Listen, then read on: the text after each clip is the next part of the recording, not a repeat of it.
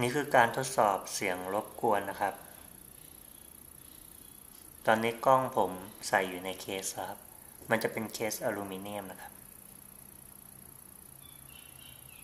มันจะมีเสียงจี้จี้อย่างเงี้ยครับตลอดเวลาเลยครับเสียงจะดังมากโดยเฉพาะเวลาอยู่ในเคสแบบนี้นะครับเดี๋ยวผมจะลองเอาเคสเอาออกจากเคสนะครับ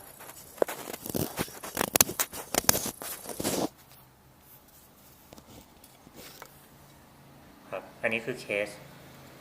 ที่ผมใช้นะครับตอนนี้เสียงมันก็จะเบามากเลยครับคือไม่ได้ยินเสียงจี้ดังเหมือนตอนแรกแล้วครับแต่ตอนนี้ผมจะลองเอามืออุดที่ลำโพงดูนะไม่ใช่ครับเอามืออุดที่ไมค์ดูนะครับอันนี้อุดข้างเดียวนะครับ